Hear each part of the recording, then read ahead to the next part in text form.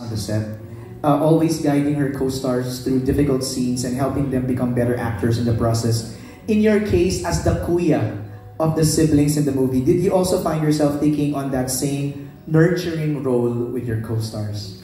I don't know. Bunso kasi ako sa pamilya eh. Real life ba? Akala ko sa story. Real life ba?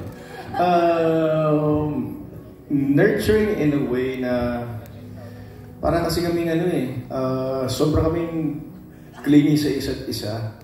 So more than the nurturing, it's just being present for the other person. Na it was so easy for us to gel, it was so easy for us to bond. Open yung lahat. So more than the nurturing, it's yung bonding na nabuo. Walang matanda, walang bata, lahat kami, we're all the kids of Inay.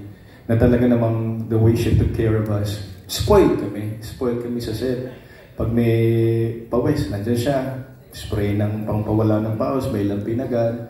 So talagang napaka-motherly niya. So, yeah, pag may si JK, magkakasakit, nandyan na yung ginger na Inay. Bigla may darating na turmeric ginger dyan. Si Belinda, ganun din. So, we really made sure na yung bonding namin, totoo talaga siya. So more than being the kuya, I enjoyed being the son of Inay.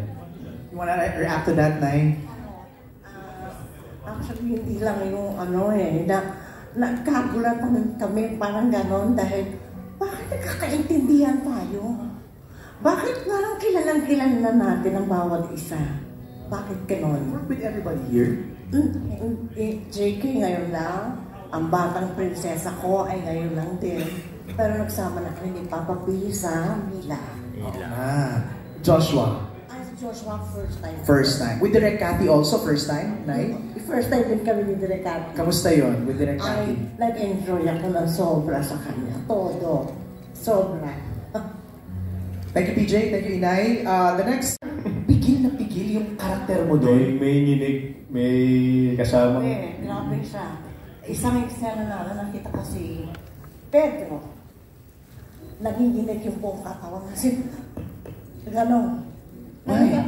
Hindi ko alam kung ano gagawin ko dun sa anak ko kasi gano'n yung nangyayari sa kanya na kinakausap ko siya pero hindi ka pwede magpakita ng emotion. Is that while the camera was rolling? Yes. Wow. Hindi ko alam anong gagawin ko dun sa anak. PJ, paano yun? Ano yung eksena mo yun? Syempre hindi namin pwede sabihin, pero it's one painful scene that you dread to see for yourself as a... Yun. Nangingilid na yung luha mo, PJ. Is that something that we have to watch out for? Hindi naman. Palipis yung boses ko. Tama na guys, tama na. Nangingilid na si PJ eh. Okay, let's open the floor for questions. Sinabuhay niyo ang mga characters ng pelikula. At sa lahat po, ito po ay para sa inyo. Manood po tayo para sa buong pamilya. Mahalin natin ang pamilya natin. November 12. We miss you, Direk Cathy, Juan Carlos, and Maricel Soriano. Okay? Choco sa kabila ka naman sa kabila para balance. Yan!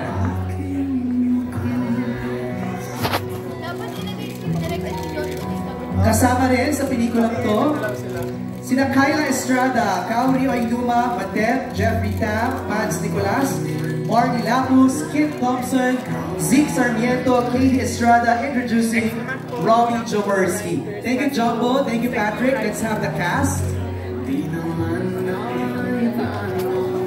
Ito na ang Pamilya Facundo.